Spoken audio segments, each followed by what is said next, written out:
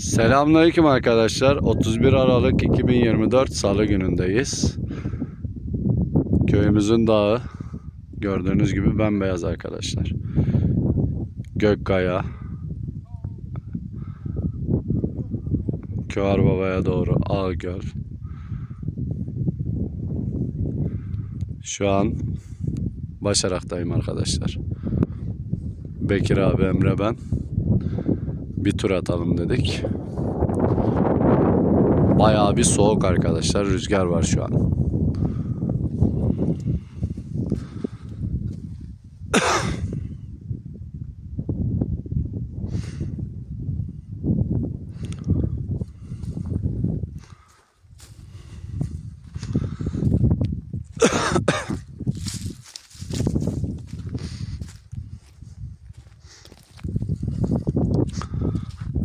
Sabah saatlerinde arkadaşlar hava çok güzeldi. Saat şu an 2'ye geliyor.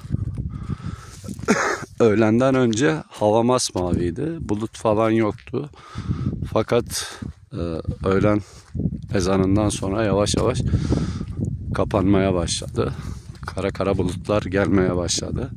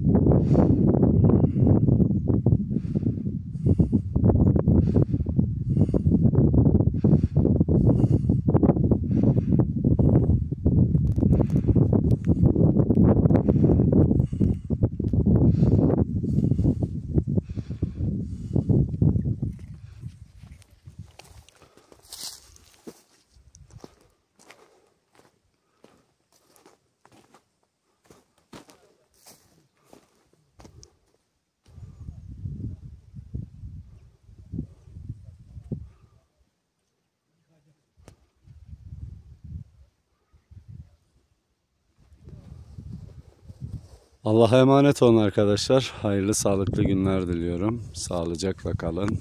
Hoşça kalın.